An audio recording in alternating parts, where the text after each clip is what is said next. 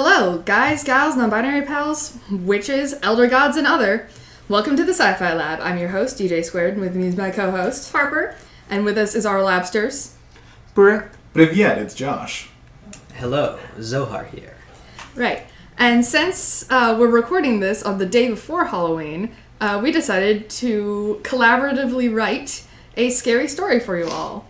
But we did the sort of round-robin storytelling where everybody only got the paragraph before their section to, that's the only context we got.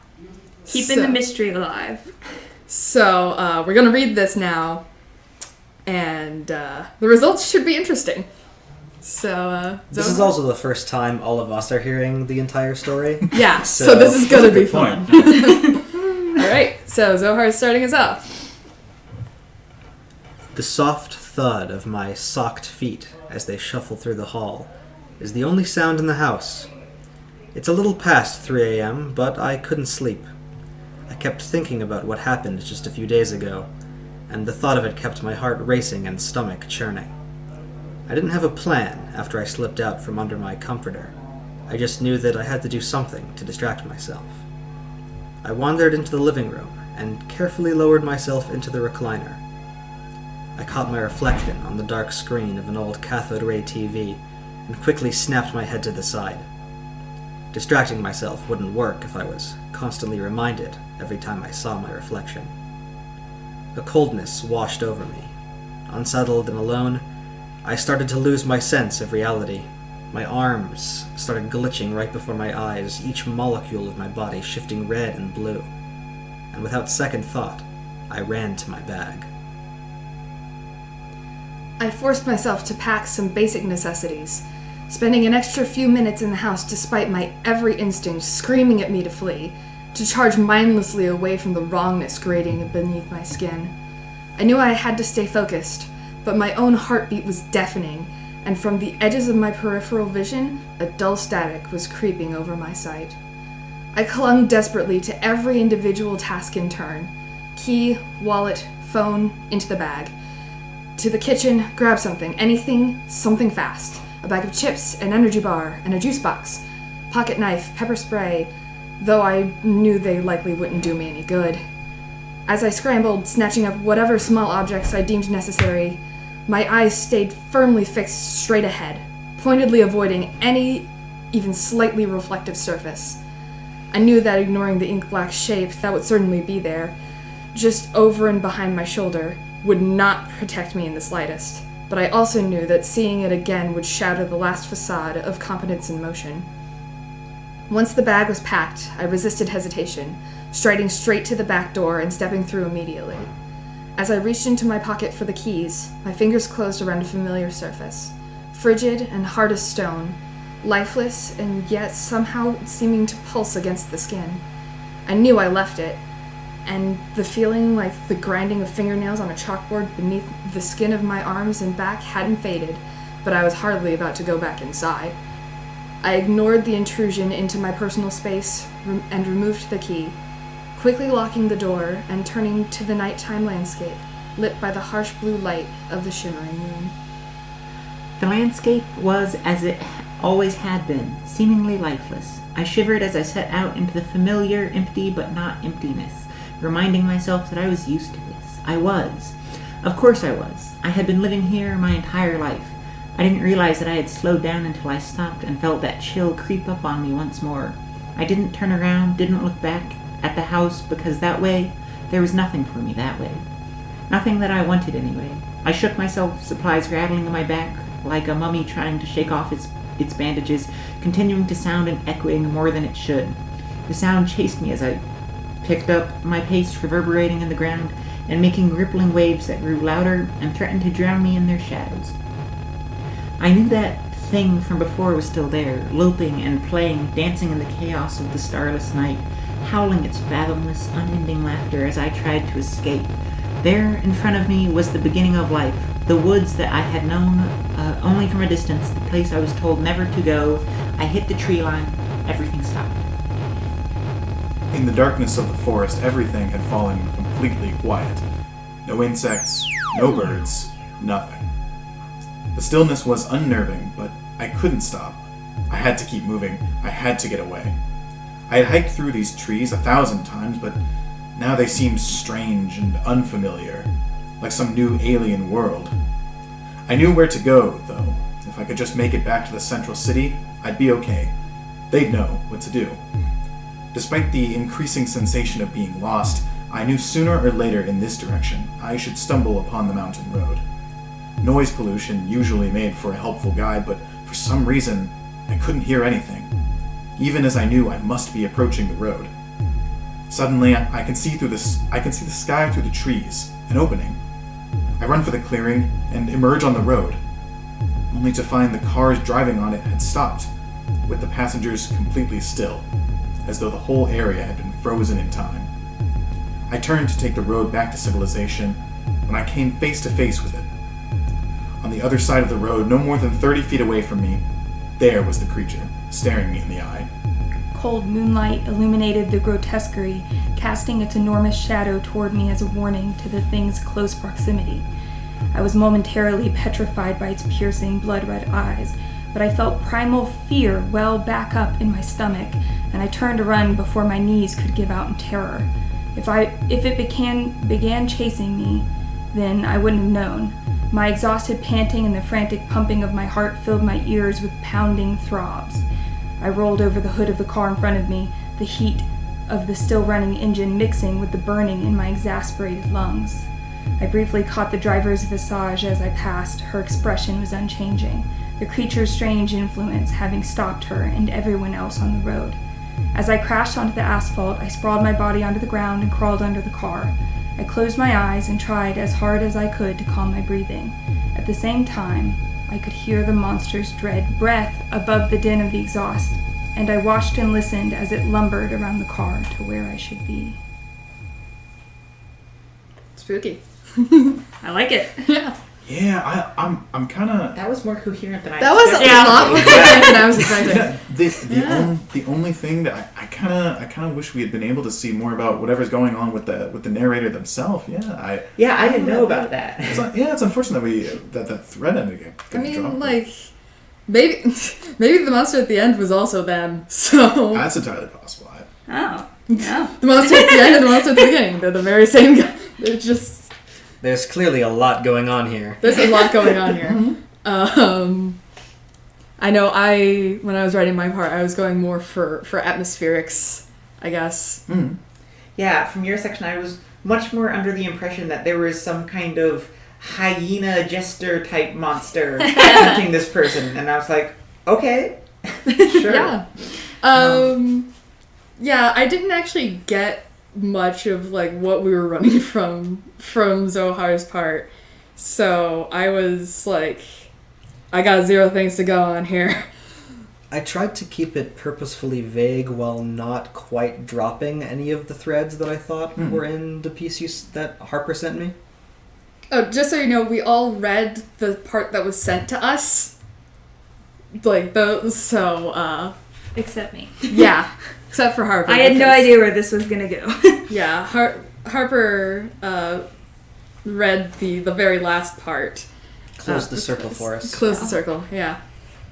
But I will say, like, I've done this in a class before, but it was poetry, and that was incoherent. Like, absolutely incoherent. Oh no, that gets wild. And I've done that before. This worked, like, way better than poetry. I've done exercises like this before, and it's generally if, like, a person writes, like, 2 paragraphs, but then only sends the last paragraph to the next person, or, like, writes 2 sentences and only sends the second one to the next person, that's when it starts getting incoherent. Like, that's when... Right. That's so, yeah, if we had sent the last half of our paragraphs to the next person, this would have been a very different story. I think what we should do is name it. Now that we have heard the whole thing, we should come up with a name for our spooky Halloween story. It's a good idea. Spooky Halloween Story 1. That's too generic. But I mean, I like what specific Spooky Halloween Story 1. But what's scarier than a super generic naming scheme? It's true. The No, death it's- of creativity is our real fear. That's That is actually really true. Yeah. It's like no. The scariest thing that I've seen is people who all of their files are just keyboard smashes. That's all the names, and I'm just like, horrifying. it's horrifying. It's so scary. Monstrous. Well, That is keyboard smash it is. Oh no. It's very long, and I don't know how to say it, and there is an 8 in the middle of it. Yeah, sounds about right. Oh, you put it in Welsh. Okay. Oh, that's mean. All right. No, like the goose from the Untitled Goose Game just sort of walked across your keyboard a bit. Goose for Smash. See, Untitled Goose Game. That's generic. Yes. Everyone knows it. You can do generic names for things. I would say that a Smash keyboard is very generic. It's super generic, yeah. And it also just hurts me in my soul. So, favorite Halloween movies, TV shows, short stories? I wasn't allowed to celebrate Halloween, so I have limited exposure. So whatever you recommend, I will watch or read. See, I every single year watch Scary Godmother's Spooktacular. Never heard of it. It's a super cute, like 50-minute animated movie. It's adorable. It comes on I think it's Cartoon Network. It's either Cartoon Network or Nickelodeon. And I just love it because it's just cute. Because I like scary things, but not like horror movies because they usually do jump scares, and I'm just like, no. If I want horror, I want creeping horror. I want to feel very unsettled in my own skin, but I don't want to jump because I don't like that. Or the gore. I don't think gore is necessarily scary. No, Not in the same way. just It's just gross. gross. it's just gross. It's Yeah, gross. yeah, that's the thing. People confusing scary for gross, or gross for scary, I guess.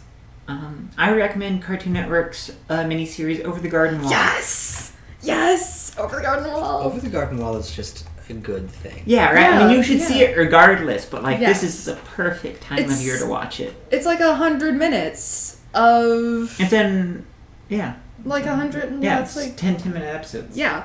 It's just 100 minutes, and then you think about it for the rest of your life. I forgot about that series. Yeah. I actually rewatched it recently. I've seen it twice. I saw it for the first time only 2 years ago, though. It's. I really like it, though. I believe you can watch it on... It's on Hulu. Yeah, it's on Hulu. Okay. It's it was either on Netflix or Hulu. It's that's where Cartoon I Network watched puts it. all their stuff on Hulu. Yeah, okay. So Cartoon Network is owned by Disney. Is Or it? they have a deal with Disney. Oh, I thought it was a Turner. Oh my goodness. Because Hulu is owned by Disney. So if Cartoon Is it Network... really? Yeah. Yeah. Oh yes. So- A majority share. Yes. But it used to be owned by Disney and Fox, and then Disney bought Fox, so I think they So have now all of Disney them. owns it. Oh shoot. Oh okay. Of Yeah. No, course. that sounds more like it.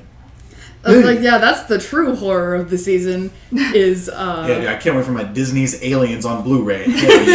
Yeah, no, Cartoon Network is owned by Warner Brothers. yeah. Okay. Yeah, I mean, the being owned by Disney thing was a joke for now. That's the true creeping horror is that Disney is going to own literally everything. I mean, Yes. they are. I like their Star Wars movies.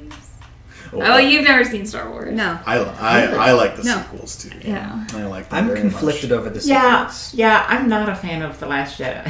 I'm conflicted over the sequels because I really enjoyed the movies, but I read so many of the old canon EU books, and those are really good stories that they decanonized, and that makes me sad. That's reasonable.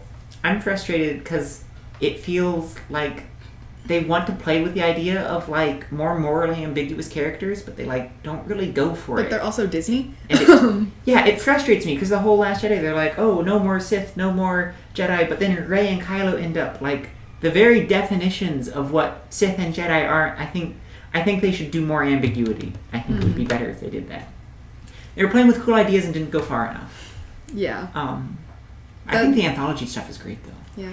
That seems to be an issue with like Disney acquired properties is that sometimes they don't really fit the Disney brand, so it gets. Okay, but like if you've seen the trailers for their show for The Mandalorian, which I guess you haven't because you don't watch Star Wars. No, I don't. But they're doing a new TV show called The Mandalorian, and it's about a bounty hunter, and like it looks pretty. It looked pretty promising. Yeah, it looks great. I think I'm gonna love it. But like, I'm excited for that, and I'm excited for the new Clone Wars season. yes, Yeah. yes. Because Clone Wars is the best. Clone Wars is the best piece of Star Wars media, and I will fight anyone. I don't know if I'd say it's the best, but I really like it. I did grow up on that, so. But yeah. But you always have to be nervous because it's Disney. And Yeah. it's I just, thought you loved Disney. I do love Disney. Okay. But I'm also kind of salty that the Disney branding gets in the way of like telling interesting stories. And if they keep going the way they're going with Artemis Fowl, I'm going to riot. Ooh, yeah. Have that they one's not changed looking it? great. Yeah. First of all, it's Disney trying to do an Artemis Fowl movie. So, because remember, Artemis Fowl is a tiny trash child. Yes, He is he's awful. the villain. He is the worst. And the casting call was not promising. Because they wanted to make him, like, nice. And no, he's not nice. He's garbage. That's the point. This was a book series, right? Yes. Right. Well, I'll prepare for disappointment because those books Yeah. were pretty great. And apparently Holly is going to be played by a 13-year-old white girl. Yeah. She's a fairy. She's supposed to be, like, the equivalent of, like, an early 20s human.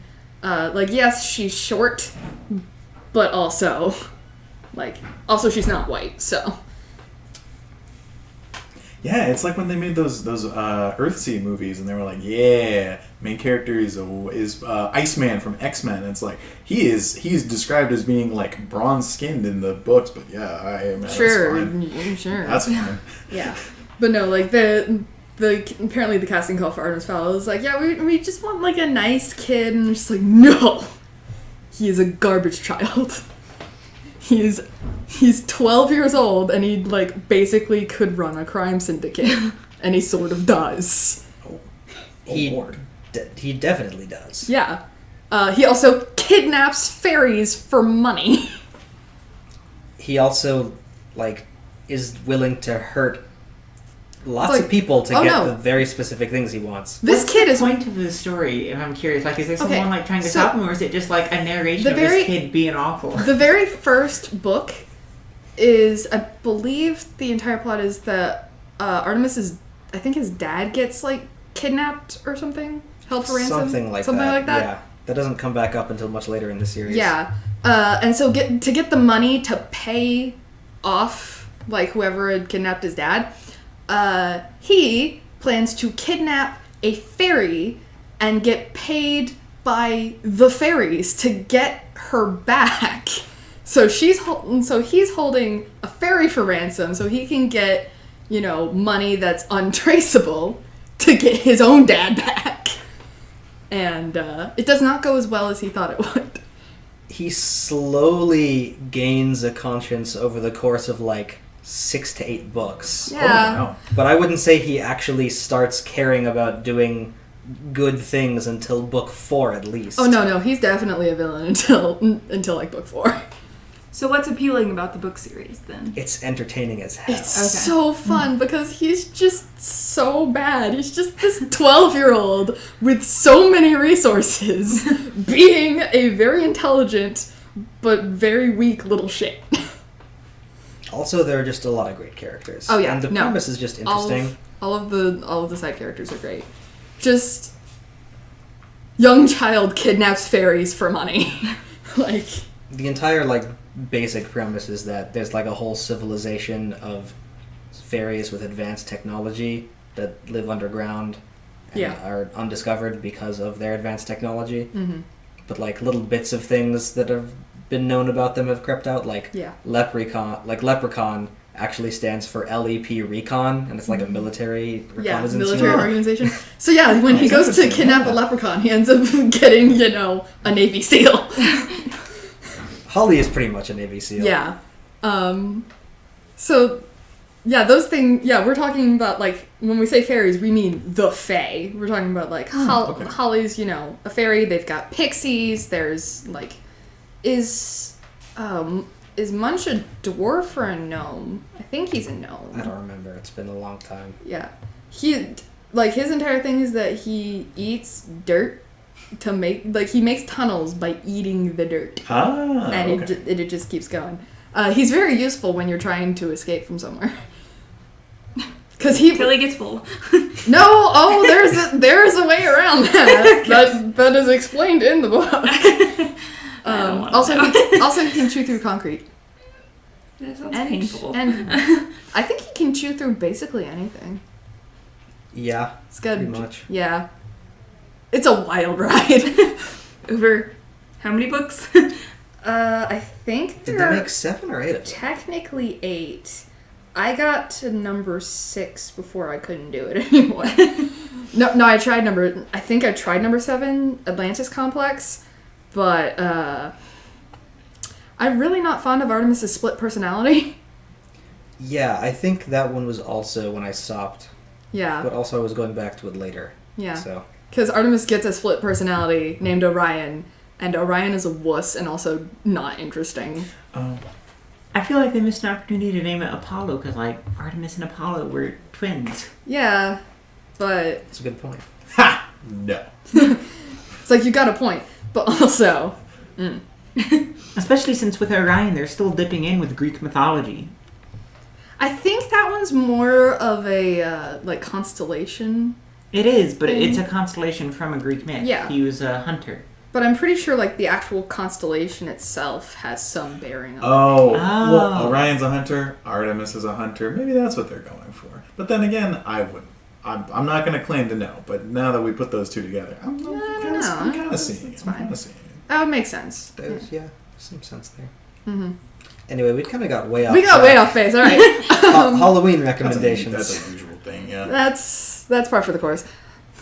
So I think it's Josh's turn Yeah. Well, I actually don't have a Halloween tradition, but I have one for a couple days from Halloween. On Dia de los Muertos, I watch From Dusk Till Dawn with my friend, the Robert Rodriguez movie from 1996. Are you guys familiar with that one? Mm-hmm. It is a wild ride. He made it with Quentin Tarantino, and it stars George Clooney and Harvey Keitel, as well as some other... Oh, and also Quentin Tarantino is in the movie, and he is... a terrible actor like he usually is, so it's really funny to watch. But so it begins like a nihilistic crime drama, and about halfway through, it goes completely off the rails because they go to they go to this bar and tavern in Mexico, but then it turns out it is populated entirely by vampires, and it's freaking sweet, and I highly recommend it. So I like Saturday or Sunday night, I will watch that with my friend, and then I'm gonna force him to watch Coco with me because I love Coco and it makes me want to cry. So nice. I'm gonna watch that too. Have you watched Book of Life? I haven't seen Book of Life. My sister has. She says it's very good. It's so good. It's Okay. It's so pretty. Mm-hmm. It's absolutely gorgeous. Yeah. What is it? Book of Life. It's the Day of the Dead movie, the animated movie that came out before Coco did. Also, it's just, I love the art style and the animation, and it's so great because the art style, from the official art books, is the same as it was in the movie. Wow. That's incredible, yeah? Yeah. Huh. I really like that movie. And I liked Coco a lot better than I thought I would. I cried so much. Yeah. I haven't seen it yet. Highly recommend that one. That one is on Netflix if you have the access to it. It's like 100 minutes. I thoroughly recommend it. Yeah. What was the other one called? From Dusk Till Dawn? From Dusk Till Dawn, yes, from 1996. I don't know if it's streaming. I think it was streamed on Netflix the last I checked, but yes, that one is a good time. It is horrifically violent, but I enjoy it very much. Are all of Quentin Tarantino's It's true, movies. Rodriguez and Tarantino, you put those two together, you're going to get something disgusting, but I love it. I love it to death, so. There's a time and a place where sometimes you just need something like a Tarantino movie, if not a Tarantino movie. That's completely fair. It's like when you're putting on movies for a very drunk party. Yes. Just having... That's not what I want to watch. Some of them, my friend, I It went over depends to on the his party, but house, also... and he put on Django in the background. I was like, this is not a background movie. Actually, this is a sit and watch movie. I'm terribly sorry, but this is a sit and watch movie. Yeah. You need to watch the movie. It really is. Yeah. It really is. Like, there are some movies you can put on in the background. That's not one of them. You know what? Reservoir Dogs you could put on the back. I believe you could. Pulp Fiction and Reservoir Dogs are sitting and watching movies, but you could put them on in the background. I contend that you could. I believe so. But would they be more entertaining or better to watch drunk versus sober? Oh, I wouldn't know. That is not something that I partake in, but I couldn't tell you. But that's an interesting question. Yeah. And, like, it doesn't have to be, like, actually drunk. It could just be, it's sure. 3 a.m. and we've all 3 been... a.m. Ooh, Yeah, the 3 a.m. yeah, movies. no, when Pulp Fiction at everyone's 3 a.m. giggling everyone's giggly as hell because we're all sleep deprived. Pulp Fiction is good for 3 a.m. Oh, yeah. Yeah. I would say so. Reservoir Dogs, no, but Pulp Fiction, yes. I would say so. It's just long. It's like 2.5 hours. Good lord. Trim your runtime, why don't you? Make your movie in 2 parts. Make it a 4-part miniseries. Take a 3-hour movie, Hateful Eight, and cut it down to a 4-part miniseries. Yeah, I can't watch really long movies. That's reasonable. I don't That's have the fair. attention span. For me, it really depends. Like, Same. I went with my dad to the theaters to see the Lord of the Rings Ultimate Extended Edition. That was 13 hours. Hey. We got there at 11 in the morning and we left at midnight. That That's sounds crazy. amazing. It was so good! Like, between the second and third movie, we left the theater part of the mall to go into the food court to get dinner. Yeah, that's understandable. So, yeah, because they left the credits in. And... Oh, there we go. Perfect. Like, especially the credits between the second and third movie, I'm pretty sure it was the credits between the second and third, there's, like, straight up 8 minutes where they just name every single member of the official Lord of the Rings fan club. Okay. That's really long. They're in 3 columns, and it takes 8 minutes. So my dad and I were just, like, picking out random names that we thought were interesting and were funny. Somebody was in there named Gandalf T. Grey. Nice. Alright. It was going to happen eventually. I mean, yeah. It was going to happen. I know, and it's like, oh, that's a fun pseudonym. Nope, no, that's his name. That's his name. That's someone's name. That is so I have no doubt in my mind. Oh, yeah. It Poor happens. Poor kid. Poor kid. I mean, it was probably, let's be real, it was probably an adult who did it to themselves. Yeah, that wouldn't surprise me. It's like the one person who, like, named himself, like, Batman, Superman, or something like that. Oh, there was one guy it was like the Midwest, renamed himself. His name was like Tyler something, but he renamed himself to Tyrannosaurus Rex. Nice. So he still goes by Ty because it works. But that's his name now. Yeah, nice, excellent. Just so they can say when someone asks, what does TIE stand for? Oh, you want to know? Oh, you want to know? I mean, yeah. I mean, power move. Yeah. Power move right there. I would want to be a dinosaur. And, I just can't pronounce most of this. and now we're back to when we no longer need to have human bodies. You can be a dinosaur. I would be a flying one. Yeah. That's a good idea. So, birds? A flying dinosaur. Yeah, I mean, that's Birds. birds. Yeah. But flying dinosaurs are scarier than birds. They are birds. There are some No, pretty scary birds are literally flying Birds are dinosaurs. dinosaurs. Yeah, but like evolution-wise. I mean, you want to be a giant flying bird. Yes, that eats But- other dinosaurs. A giant flying carnivorous bird. Yes. That's what you want to be. It's my spirit animal. I just want to say to Mr. Rex, if he's listening, the Tyrannosaur was a scavenger and it was That feathered. is not true. New evidence would suggest that it was a scavenger. No, Jack Horner, just as a scientist, kind of has it out for T-Rex. He's not a fan of the animal. He thinks Dang. it's overrated and overpowered. Dang. It doesn't make sense for a creature to get that big off of just scavenging. Like the history of the Tyrannosaurus, I mean, it's got the strongest bite force of any animal to ever exist. Why would a scavenger need that? That's a good question. Unless they're just like snapping trees in half. No, the scavenger theory is because Jack Horner doesn't like T-Rex. Thank you so much, Brooke. I really needed that today. That's amazing. But Nice. did they have feathers, though? Yes. Yes, but like not like Good. big poofy feathers. It's more because large scale animals have issues with temperature regulation and stuff, and so it's more likely similar to elephants. They're still mammals, but they're not fuzzy. T-Rex probably had like hair-like quills and feathers and stuff, but they're more like hairs, right? They're feathers. They're like proto feathers, but they form more of a thin hair-like structure over it. I can get a picture. Just imagine it's just a very, very large bipedal porcupine. Not that spiny. Hey, Brooke, have you seen, was it Dinosaur Island? It's from like 2014. It was right before Jurassic World came out. They have this feathered depiction of the T-Rex, but it's all colorful and It's stuff. like Yes. Like that. It's really funny looking. I want rainbow That's pretty dinos. cool.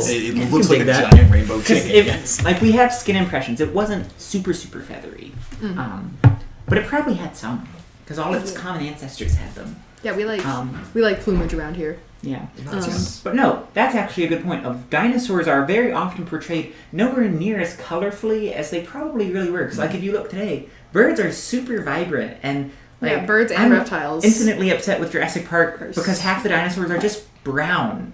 Yeah. And they're monotone brown too. Yeah. We know the colors of some dinosaurs and they are not just brown. Yeah, and I'm looking for like that, especially like the male dinosaur like plumage. I'm looking for the bright colors. Maybe that's it. Maybe it's just that all of the dinosaurs in Jurassic Park were female. They don't need the bright plumage. Yeah. Because like That all makes the sense. like most female birds are just more dull Mallard colored. ducks, yeah. Yeah. Mm-hmm. So, but yeah, I'm looking for like the rainbow plumage. Like let's get some fancy dinosaurs in here. Honestly, if I was gonna get munched by something, I'd want it to at least be a cool looking creature. Yeah. Want it to Concatenated. at least be fabulous. Exactly. If I gotta go out, I at least gotta go out in style. Exactly. Yep. And yeah, we've gotten. This is what, like tangent number 3. Yes. I So can end with one quick little recommendation. yeah. This isn't a specific Halloween tradition that I've had, but I recently just got turned on to a horror podcast called The Magnus Archives. Oh, I've heard of that. Yeah, I've heard of it. I'm not very far into it yet, but I'm enjoying it so far. Earlier you mentioned you like more psychological, spooky kind of horror, and it's very much that. It's got some pretty gory bits to it, and some pretty intensely gross descriptions in it, but for the most part, it's pretty just psychological stuff.